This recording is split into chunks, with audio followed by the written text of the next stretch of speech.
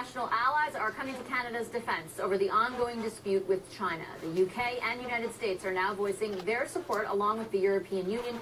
Earlier this week, the CBC's Katie Simpson joins me now with the latest. And Katie, you have some breaking details on the dispute between China and Canada. Yeah, we have some details about what has been happening behind closed doors today on this. As we know, we reported earlier, about an hour ago, that Canada has put out a statement for the first time calling the arrest of 2 Canadians in the past couple of weeks, referring to them as arbitrary detentions and calling on China for their immediate release.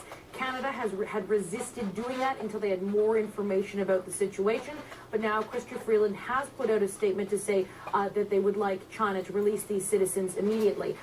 But what new information we have just learned is that this is a situation that is unfolded behind the scenes today, right under the Prime Minister's office. I'm told Prime Minister Justin Trudeau held a call today with senior Canadians that are involved in this issue. So senior members of his government, Defence Minister Harjit Sajjan, Public Safety Minister Ralph Goodale, the Chief of Defence Staff, the head of his National Security Advisor, as well as Chrystia Freeland and other senior bureaucrats. There was a briefing this morning to talk about the situation, about the Canadians detained, the conditions they're being held in, as well as what's going on with Huawei and the detention there. I'm told that even though it is the holiday period here in Canada, it's not the same kind of holiday season in China, so they are expecting more developments on this issue over the next few days and over the next couple of weeks. And so what sources say is that they're going to be quite seized with this and they're going to be ready to respond. But the other big thing here is Chrystia Freeland spoke with the Chinese ambassador in Canada today. The government has been criticized by the opposition for not necessarily doing enough to actually, communicate with the Chinese and actually have conversations about what's been going on behind the scenes. But now we have confirmation that Chrystia Freeland spoke with the Chinese ambassador in Canada today. They spoke by phone. They discussed this current situation.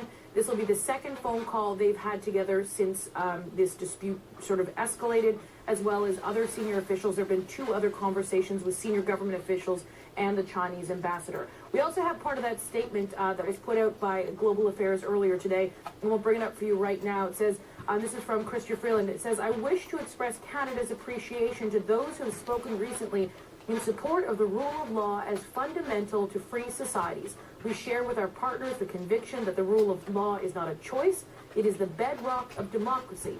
Canada will not compromise nor politicize the rule of law and due process." So again, Canada is really reiterating that position, that it's not going to be interfering politically in the arrest of MENG Wanzhou, the CFO of Huawei, and that this case is going to stand. There's also been, you sort of mentioned off the top, but our allies are speaking out finally, and I guess you could say finally, and expressing support for the plight of these 2 Canadians and freeing them. What are they saying? Well, absolutely. As we have reported on this show, actually, we learned of a quiet campaign by Canadian diplomats to get Canada's traditional allies to stand up publicly and speak out about this case. Canada made the case that, while Canada's being targeted today, it could be any like-minded country any other day. And if China isn't called out on its actions, it could continue to escalate the situation. The Americans put out a statement today. We have part of that. We'll bring it up.